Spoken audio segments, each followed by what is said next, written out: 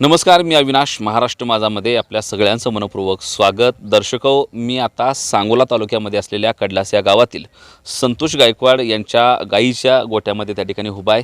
यांचा जवळपास 40 मोठ्या गाया आणि 5-6 पाड्या असा मिळून जवळपास 40-45 गायींचा गोटा त्या ठिकाणी रस्त्याच्या कडेला अगदी आम्हाला त्या ठिकाणी पाहायला मिळाला. खरं तर हा भाग प्रामुख्यानं दुष्काळी भाग असल्यामुळं मोठं पशुधन इथं शेतकऱ्याच्या पदरे. दुधाचा व्यवसाय हा त्यांच्या प्रपंचाचं मुख्य भांडवल आहे, मुख्य साधन आहे. त्याच्या जीवावरच त्यांचा प्रपंच चालतो. आणि असं असताना केवळ प्रपंचापुरतं न राहता हा व्यवसाय अधिक मोठा झाला पाहिजे, ह्याचा बिझनेस झाला पाहिजे, हा विचार करत त्यांनी अतिशय चांगल्या पद्धतीचं नियोजन घालून या गोट्याची निर्मिती केली आहे. जवळपास या गोट्यातून त्यांना चांगल्या पद्धतीचा आर्थिक फायदा देखील होतोय. खरं तर मूळ इकडं मगाशी त्यांनी मला बोलताना सांगितलं डाळिंबाची बाग होती, परंतु ती बाग फेल गेली. त्यानंतर मग अशा पद्धतीनं हळूहळू मूळच्या 1-2 गायी, मग त्यातनं नवीन गायी, असं करत जवळपास एवढा मोठा गोठा झाला आहे. हे करत असताना सायमल्टेनियसली त्यांनी पेट्रोल पंपावर देखील त्या ठिकाणी मॅनेजर म्हणून काम बघितलं आहे. असं वेगवेगळ्या पद्धतीचा संघर्ष प्रपंचासाठीचा करत असताना इथं जर्सी गायींमध्ये त्या ठिकाणी सूर लागून आज जवळपास 40-45 गायींच्या गोट्यातून अतिशय चांगल्या पद्धतीचं उत्पन्न घेणाऱ्या शेतकऱ्याशी आज आपण बोलणार आहोत. पाहूया नेमकं कसं केलं नियोजन, कसं आहे अर्थकारण आणि काय पद्धतीचा फायदा ह्या एकूण पशुपालनातून त्यांना होतो. महाराष्ट्र माझामध्ये अगदी मनापासून स्वागत आहे. खरं तर इतका मोठा गायीचा गोटा प्रशस्त रस्त्याकडे जाताना दिसला आणि म्हणून आवर्जून थांबलो की व्हिडिओ करायला पाहिजे. काय सांगाल, गायी ही संपूर्ण गोट्याच्या संदर्भामध्ये आपण बोलूच, परंतु हे सुरू कधी करावंसं वाटलं, का सुरू केला हा गोटा? 2020 साली पहिल्या होत्या थोड्या म्हणजे असं मोठ्या प्रमाणात नव्हतं. 2 गायी 4 गायी असं छोट्या प्रमाणात चालू केलं तर 10-15 वर्षापासून हे चालू होतं. पण 2020ला थोडं वाटलं की पाऊस कोरोना आला, त्याच्या आधी थोडं बागेचं नुकसान झालं डाळिंबाच्या, त्याच्यात लॉस गेलो, त्याच्यामुळं थोडं ह्याच्याकडे वळावं असं वाटलं. आणि मला बिहारी भैया पण 1-2 चांगले मिळाले, त्याच्यामुळं हे धाडस केलं मी. तिथून जानेवारी 2020 पासून हे मी चालू केलं. पहिल्यांदा अगदी मी 2-3 गायीपासून असं चालू करत आज 4 वर्ष होते. ह्या येईल ते जानेवारीला 4 वर्ष पूर्ण होते. तर आज माझ्याकडे 40 ते 45 गायीचा गोठा आहे. बरं, काय पद्धतीचं दूध आज संकलित होतं इथं एवढ्या गोठ्यातनं, किंवा किती दुभत्या आहेत त्या, किती बिन दुभत्या आहेत त्या, कसं आहे? आज 45मध्ये 27-28 माझ्या गाय दुधाच्या गायी आहेत. तर त्यात आता माझं दिवसाचं दूध सकाळी 250 आणि संध्याकाळी 200 असं 450 लिटर दूध माझं एका दिवसाचं आहे. जाते. बरं, 450 कसा दर चालू आहे? 34 रुपये. 34 मिळतोय का? 34. बरं, किती होते पैसे रोज? 13-14 हजाराच्या आसपास होते. 14 रोज होते. कमी जास्त होतं ना थोडं. एका सरासरी दिवशी 400 होतं. 20 लिटर कमी जादा होऊ शकतं त्या पावसाच्या किंवा उन्हाच्या ह्याच्यावर, चाऱ्याच्या ह्याच्यावर थोडं कमी जास्त होतं. 14 ते 15 हजाराच्या आसपास दूध रोजचं दिवस. किती पैसे होतात महिन्याला गोट्यातून? 4.25 लाखाच्या आसपास माझं पेमेंट निघतं महिन्याला. 4.25 लाखाच्या. 4.25, 4.30. खर्च किती होतो यातला? खर्च सगळं मला थोडं चाऱ्याचं मला निमार्दा विकत घ्यावा लागतो. निमार्दा माझा घरचा आहे, मोरगास आहे. 3 माझ्याकडं म्हणजे कामगार आहेत. 1-2 बिहारचे आहेत, 1 इथला लोकलचा आहे. ह्या तिघांच्या ह्याच्यावरच हा गोठा चालतो. आणि चाऱ्याचं नियोजन म्हटलं तर निम्मा घरचा आहे, निम्मा विकतचा. एक सरासरी 3-3.5 लाखापर्यंत खर्च जातो माझा. मला महिन्याकाठी 70-80-90 हजारापर्यंत प्रॉफिट राहतं. कमीत कमी विकत चारा, पाणी नाही ना, विकत चारा घ्यावा लागतो त्याच्यामुळे, नाही तर अजून पैसे माझे वाढले असते. सगळा खर्च जाऊन लाखभर रुपये राहतात. हां, लाखभर रुपये महिन्याकाठी राहतात.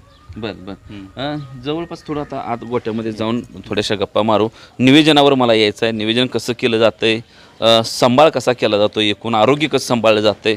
चाऱ्याच्या संदर्भात त्यांनी सांगितलं की चारा बाहेर नाही येतो, पण त्या चाऱ्याचं नियोजन कसं आहे, पाण्याचं नियोजन जर्शांचं कसं असतं, गोटा कसा ठेवला आहे, दूध कसं, ह्या सगळ्या गोष्टीच्या संदर्भातल्या चर्चा थोड्याशा आतमध्ये जाऊन त्या ठिकाणी बघू.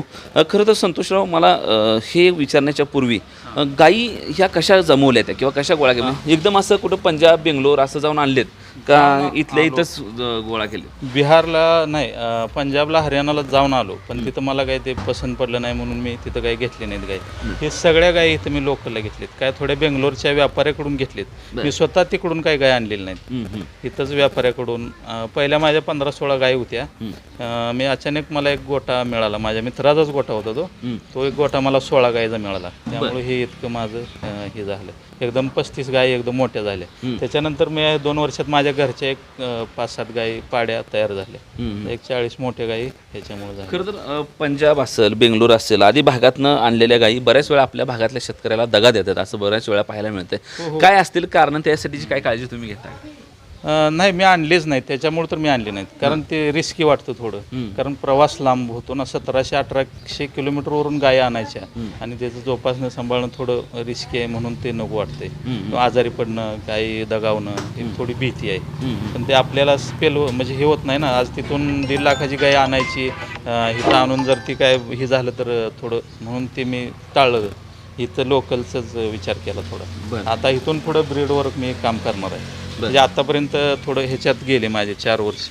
आता इथून पुढे मी ब्रीडवर काम करणार. मी चांगल्या प्रकारचं ब्रीड म्हणजे त्याला भरवणे किंवा त्याच्यावर आता सध्या माझं प्रयत्न चालू आहे. अगदी आम्हाला सकाळ दिवस उगवल्यापासून ते मावळेपर्यंत गोट्याचं नियोजन कसं ह्याचं नियोजन असं होतं की सकाळी 5 वाजता काम चालू होतं. आमच्या 2 बिहारचे भैया आहेत, ते सकाळी 5 वाजता काम चालू होतं. 5 वाजता उठलं का आधी कुट्टी टाकली जाते, त्याच्यावर भरडा, सोगरा, स्पेन जे असेल ते टाकलं जातं. गाई आत बांधले जाते.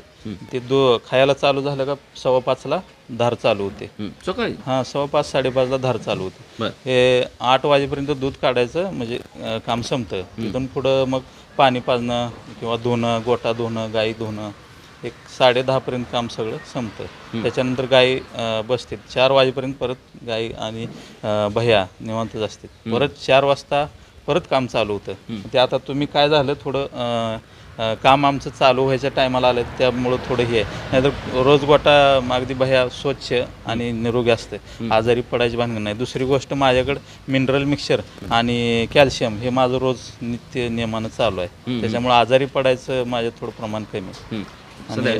संध्याकाळच्या 4 वाजता परत काम चालू होतं. शेण काढणे, वडणे, परत कुट्टी, सोगराज, भरडा. 5ला धार चालू होती परत. म्हणजे धाराचं टायमिंग एकच राहिलं पाहिजे, त्याच्यात बदल नको आहे. सकाळी 5, संध्याकाळी 5, 12 तासात धारी निघालीच पाहिजे त्या गाईची.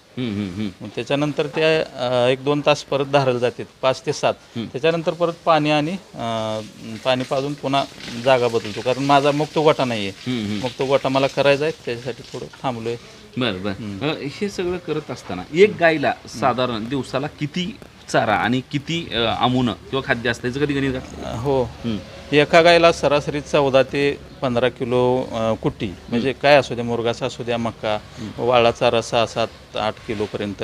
आणि सोगरास म्हणजे त्याचं असं आहे की 10 लिटर जी गाय दूध देते तिला 3 किलो सोगरास आणि 1.5 किलो भरडा आणि 1 पाव किलो पेन हे आम्ही देतो. मग तिचं दूध जर जास्त असेल तर त्या पद्धतीला आम्ही जादा ठेवतो.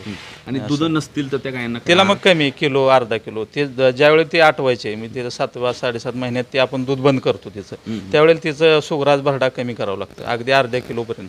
पुन्हा 1 महिन्यात पूर्ण आटली, त्याला 1-1.5 महिना 2 महिने पूर्ण दूध बंद असते. एक पूर्ण ती गाय आटली का मग परत थोडं वाढवतो आम्ही सुगराज भरडा. बरं पेन.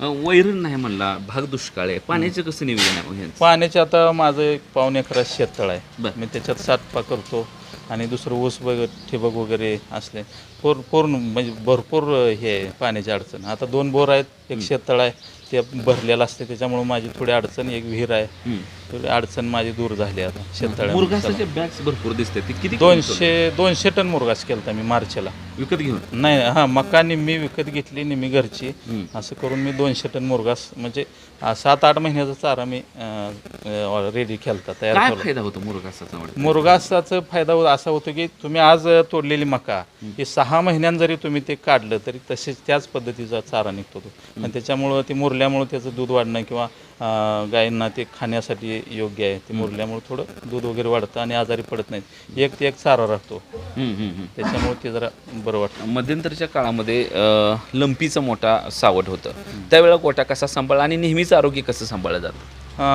अचानक ते लंपीचं आलं म्हणजे रोग आल्यामुळं आम्ही भीती निर्माण झाली ती आम्हाला. आता काय करायचं, तर आम्ही डॉक्टरांशी आमचे डोईफोडे डॉक्टर किंवा गायकवाड डॉक्टर असतील त्यांच्याशी संपर्क साधून आम्ही लस लवकरात लवकर मिळेल अशा हिशोबानं लस आम्ही देऊन घेतली. आता मी लंपीची लस वर्षातून 2दा देतो, त्यामुळे मला लंपीचा कसलाही धोका नाही. 3 लशी मी वर्षातून देतो. लंपीचे 2 वेळा देतो, गोचिड तापाची एकदा देतो आणि ह्याची लाळीची एकदा देतो. असे 3 लशी, मिनरल मिक्सचर आणि कॅल्शियम हे माझं कायम चालू आहे. त्यामुळे मला थोडं आजारी पडण्याचं प्रमाण कमी आहे. बरं, गाईचं खरं तर आरोग्य झालं. थोडं पलीकडे जाऊ, काही नवीन पाड्या ब्रीड त्यांनी डेव्हलप केलं आहे असं ते म्हणत होते. आणि काय ते मला म्हणाले की 1.25 वर्षाची पाडी 3 महिन्याची गाभ असल्याचं देखील त्यांनी आपल्याला सांगितलं. त्या पाडीपर्यंत थोडंसं आम्ही आता फिरत फिरत येतो आहे. आता ही पाडे जवळपास 1.25 वर्षाची पाडी आहे म्हणून तुम्ही सांगितलं. ही होतं का एवढ्या लवकर गाभ जातो? हो, वर्षात गाभ जाते. त्याचा सांभाळ चांगल्या पद्धतीने केला तर वर्षात गाभ जाऊ शकते. 10 महिन्यात सुद्धा जाऊ शकते गाभ. पण ते आम्ही भरवत नाही. वर्ष तर कमीत कमी त्याचा कोटा वगैरे जे म्हणजे हे नाहीतर लहानमध्ये भरवलं तर तिला वेताना त्रास होतो, म्हणून 1 वर्ष तर कमीत कमी भरवत नाही. आता ती एका वर्षानं भरवली. अशा 4 माझ्या पाड्या तयार झाल्यात, वर्षात गाभ गेलेत. ही 5वी आहे. बरं, हायेस्ट आता गोट्यामध्ये किती किमतीची गाय आहे? हायेस्ट 2 लाखाच्या आसपास, 2-2.25 लाखाच्या आसपास. बरं, त्याच्या खाली मग किती लाखाचं भांडवल आहे सगळं? असेल 50-1 लाख, 50-60 लाख. 50-60 लाख. बरं, खरं तर आरोग्याच्या नंतर पुन्हा मूळ ह्याच्यावर येतोय मी की हा संपूर्ण आहार देत असताना किंवा हे चारा वगैरे सगळं देत असताना विशेषतः ह्या जो मी पलीकडे बघतो काय तर सोनाईचा आहार दिसतो ह्या सगळा, तर काही विशेष प्रकारचेच हे वापरताय का तुम्ही प्रोडक्ट? हां, सोनाईचं दूधच माझं सोनाईला घालतोय मी, त्याच्यामुळे त्यांचा चारा वापरतो. चांगला आहे, चांगला आहे चारा. हो, पशुखाद्य चांगल्या पद्धतीचं आहे म्हणून आम्ही त्याचा रिझल्ट चांगला आला म्हणून आता आम्ही तेच चालू ठेवलं. कॅल्शियम वगैरे असे काय? कॅल्शियम आहे ना, मग मी सांगितलं कॅल्शियम आहे, मिनरल मिक्सचर आहे, दोन्ही पण आहे. रोज दिले. कॅल्शियमचं कसं होतं की दूध काढून जे गायीच्या शरीरातले जे घटक कमी होतात ते कॅल्शियम भरून काढतं. आणि मिनरल मिक्सचर जे आहे ते गायीच्या वाढीसाठी किंवा हाडासाठी तंदुरुस्त राहण्यासाठी मिनरल मिक्सचरचा आम्ही वापर करतो. मिक्सर चाऱ्यासोबत हे बाकीचं खाद्य मिनरल मिक्सचर वगैरे हे कसं असताना ह्याचा काय फायदा होतो? मिनरल मिक्सचरचा फायदा गायीच्या शरीराच्या म्हणजे आजार पडण्याचं प्रमाण कमी. आणि कॅल्शियम म्हटलं तर दूध काढून गायीच्या शरीरातले जे घटक कमी होतात त्याच्यामुळे कॅल्शियम द्यायची आवश्यकता असते. जर कॅल्शियम तुम्ही नाही दिलं तर ते जरपाचं प्रमाण वाढतं. त्याच्यामुळे आम्ही मिनरल मिक्सचर आणि कॅल्शियम हे रोज देतोच. गायीच्या सड हा अतिशय काळजी घ्यायचा एक प्रकार आहे, कारण बऱ्याच वेळा सडांमध्ये बऱ्याच अडचणी येऊन गायी दुभत्या चांगल्या गायी सुद्धा फेल जाताना बरेच गोष्टी घडताना दिसतात. तर त्या सडांची काळजी कशी घेतली जाते? मुक्त गोटा पद्धत त्याला कशी वाटते? आता तुम्ही ते करायचं म्हणला म्हणून मुक्त गोटा करायचा आहे, थोडं अजून वाढवायचा माझा विचार आहे. म्हणून सगळं पूर्ण सिस्टमॅटिक करण्यासाठी मी थोडं थांबलोय. थोडं करत गेलं तर खर्च वाढत जातोय आणि सिस्टमॅटिक होत नाही. त्याच्यासाठी मी थोडं थांबून मोठ्या गोट्याच्या एकाच वेळी करायचं डोक्यात आहे. मुक्त गोटा चांगला म्हणजे आता माझं बांधून आहे, पण थोडं नुकसान होतं बांधून असल्यानंतर, शेण काढणे वगैरे असा त्रास होतो. तर मुक्त गोटा 1 नंबर. आता ते सडांची काळजी घेणं म्हणजे पूर्ण दूध काढणे किंवा त्या गायचं धार झाल्यानंतर तिला खायला देणे. गायची धार काढल्यानंतर गाय बसली नाही पाहिजे. अर्धा तास 1 तास तर गाय बसली नाही पाहिजे. जर बसली तर खालचे जंतू वगैरे जाऊन ते मास्टायटिस होण्याचं जास्त प्रमाण म्हणजे वाढतं. त्याच्यामुळे सड जाण्याची भीती असते. तर ते आम्ही होऊच देत नाही, शक्यतो होतच नाही. झालं तर आम्ही डॉक्टर बोलवून किंवा आम्ही औषध वगैरे शिल्लक असते ते आम्ही कव्हर करतो. अजून 1-2 गोष्टी दिसत आहेत. मॅट दिसली आम्हाला पलीकडं, मॅट गाईला दिसली आणि वर हे असे फोगर आहेत जे हवेसाठी काय कधी चालवत आहे? कसे चालू करू? उन्हाळ्यात चालू असते ते. आता थंडीच्या दिवसात किंवा पावसाळ्याच्या दिवसात चालू करत नाही आम्ही ते. उन्हाळ्याच्या दिवसात ते फोगर काय करतं काम, ते चालू केलं त्याला 1 HP मोटर आहे, ते चालू केलं का ते तुषार बारीक म्हणजे गायांना वातावरण म्हणजे गार हवा किंवा त्याच्यासाठी आम्ही ते फोगर बसवलेत. गायींसाठी गार उन्हाळ्याचा त्रास होतो, थोडं दूध कमी येतं, हे मेंटेन करतं ना, टेम्परेचर मेंटेन करतं, त्याच्यासाठी ते आम्ही बसवले. आणि मॅटचं म्हणायला गेलं तर ते गाय माझ्याकडे ज्या मोठ्या गायी आहेत त्यांना ते कोब्यावर बसाय उठायचे थोडे प्रॉब्लेम यायला लागले, म्हणून जेवढ्या गायी मोठ्या आहेत किंवा त्यांना थोडा त्रास आहे त्यांच्यासाठी मॅट यूज करतो. सगळ्या गायींना नाही, पण काही गरज नाही सगळ्या गायींना, पण ज्या मोठ्या गायी आहेत त्यांना थोडं काळजी घ्यावी म्हणून ते टाकलेलं आहे. आणि 1-2 गायीचा प्रॉब्लेम झाल्यामुळं ते मॅट त्यांना टाकलं. आता दूध काढायची मशीननं दूध हा, काढायचं. मशीननं दूध काढलं. आता ते हेल्दी आहे का नाही मशीन दूध हो, काढणं? हो. म्हणजे पूर्वी ज्या वेळेला मशीन आल्या त्यावेळेला बऱ्याच अशा चर्चा होत्या की मशीन ते रक्त ओढून घेते, सडवते. ते ऑटोमॅटिक आहे, ते काय नाही, ते चालू राहिलं तर काय होत नाही. ते दूध संपलं तरी ते चालू राहिलं तर काय होत नाही त्याला. ज्या वेळेला ते भयालो जे आहेत ते काळजी घेतात त्याची. आणि दूध काढताना रक्त वगैरे हे चुकीचं आहे. नाही. दूध शेती किंवा दूध धंदा परवडतो का? हो, परवडतो ना. त्याचं व्यवस्थित नियोजन केलं तर परवडतो. कारण अलीकडच्या काळामध्ये मोठ्या प्रमाणामध्ये तरुण वर्ग अतिशय प्रशिक्षित तंत्रज्ञानयुक्त असे गोटे नवीन बनवायला लागला आहे, शेतीमध्ये येऊ लागला आहे. आणि अशी पोरं इथे येताना प्रत्येक व्यवसाय असू द्या तर शेती असू द्या शाश्वती घेऊनच इथे येत असतो. म्हणजे आम्ही करायला गेलो तर फसू नये हे त्यातली पहिली अट असते. प्रामुख्यानं 2 शेवटचे प्रश्न हेच विचारायचे आहेत. यशस्वी कसं करता येईल हा शेवटचा प्रश्न विचारतो. पण गोटे फेल जातात किंवा गायी फेल जातात म्हणजे नेमकं काय होतं आणि त्यासाठी काय काळजी घेतली पाहिजे? काळजीच महत्त्वाचं म्हणजे चारा, मिनरल मिक्सचर किंवा तुम्हीची गोळी पेंड ह्याची, आणि रोजच्या रोज स्वच्छता हे राखलं पाहिजे. ते खाण्यापिण्याचं, एखादी गाय मोठी असेल तर तिला त्या पटीत चारा गेला पाहिजे किंवा काळजी घेतली पाहिजे त्याची स्वच्छता. हे केलं तर फेल जात नाही. स्वतः लक्ष दिलं पाहिजे पूर्ण. जर तुम्ही म्हणजे भया लोक आहेत चांगले, पण आपण बी थोडं लक्ष दिलं पाहिजे, ही काळजी घेतली पाहिजे. नवी पोरं जे या व्यवसायात येऊ पाहत आहेत त्यांना काय संदेश आहे?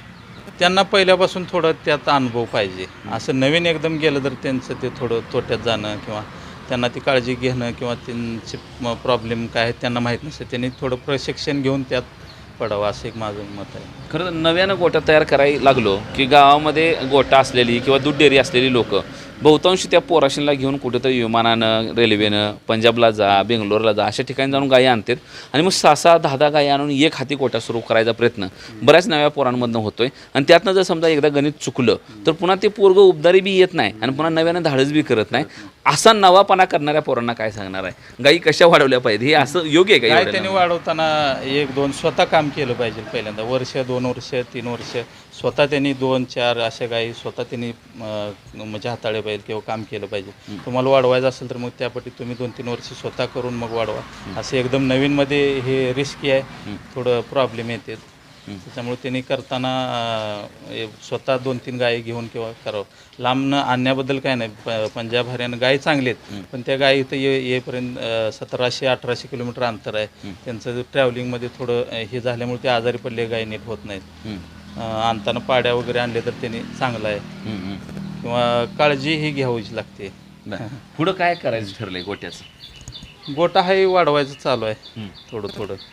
आज 4 वर्ष झालं. पहिल्यांदा माझ्या 10 गायी होत्या, ते 10च्या 16 झाल्या, परत 32 झाल्या, आज 40 झालेत.